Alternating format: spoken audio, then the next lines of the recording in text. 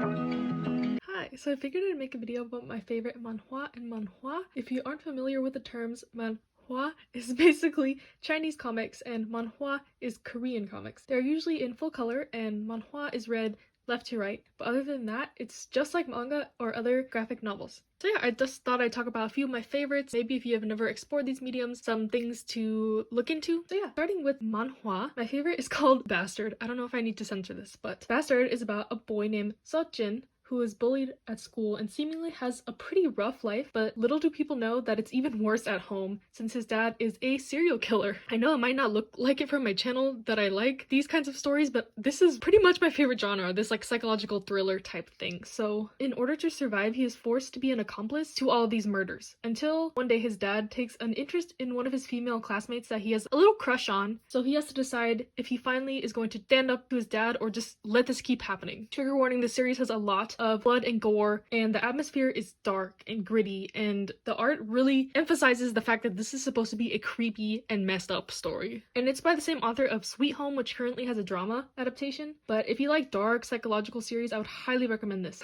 Killing Stalking could never. Oof. But yeah, this is completed and you can read it legally on the Webtoon app. I think you only get like 2 chapters a day, so it might take you a while to read it, but it's totally worth it. Second is a manhwa called Windbreaker. Originally, I got into this because it's about cycling and I love Yamushi Pedal, we all know this, but this is way different than that. This is about the student council president named Jay in high school who was forced to be a perfect student due to his overbearing mother. However, he's really good at biking, and the cycling in this is more in the extreme sports or street racing category. It's super dangerous and they do courses with obstacles in the street, etc. So the story follows Jay kind of living this double life, like perfect student by day, extreme sports athlete by night, and as the story progresses, he gets a team of people together to try to win this tournament to prove to his mom that this is a valid hobby and career path, and also for the prize money to help one of the members' sick mother. Again, this is a darker and grittier series. It deals with gang violence and there is some like blood and gore aspects and things having to do with the mafia, and the art also encapsulates this pretty nicely. And in this series, there's also a love like square. It's not even a triangle going on, and there's like a lot of conflicting relationships, which adds something extra to this, which I like. And this is ongoing, and you can also read this legally on the Webtoon app. Now onto manhwa. My favorite manhwa is 19 Days. Now 19 Days follows a group of middle school boys and their antics, but not everything is what it seems. This manhwa is posted by the artist Oljan on Weibo, which is basically like the Chinese Instagram, so you have to read this scanned, and they post blinks on Twitter for translators to modify. But when you read this, the first about 50 chapters are part of an art book, so keep clicking through and you'll get to the story. But it starts with a high school student named Jenyi showing up bloody and beat up at his former best friend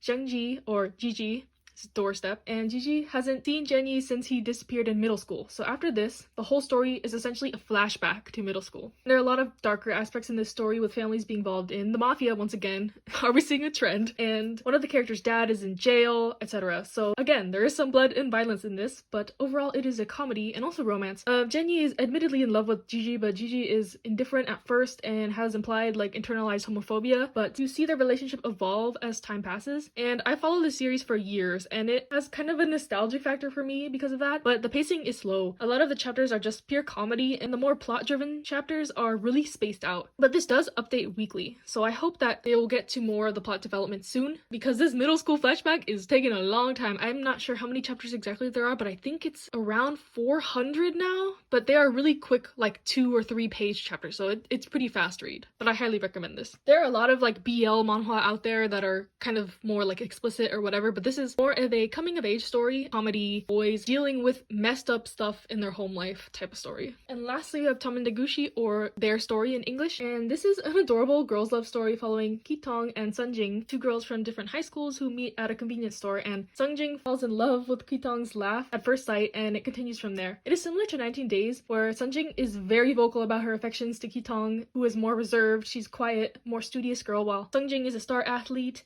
and really outgoing. But this story is just really fluffy and cute with a lot of comedy. I figured I'd add something lighter to this list, and it's also published on Weibo, so unless you can read Chinese, you'll have to read scans, and I'll link the creators in the description. So yeah, that is my list. Like I said, I'll link Webtoon and the creators' Weibos in the description, but I just wanted to show that I like other media other than manga or anime. And actually, some manhwa are being adapted into anime, like Tower of God recently, so I'm glad they are gaining more popularity. I'd say the easiest way to get into them is through the Webtoon app. You can like search through genres and all kinds of completed, ongoing series. One of the most popular ones right now is True Beauty, which also has a drama going on, which is romance. There's also Leshin, which is a paid subscription service, but it's a little expensive, so keep that in mind. So thank you for watching, and leave any of your favorites in the comments. I'm curious to know if anyone else reads manhwa or manhwa. So yeah.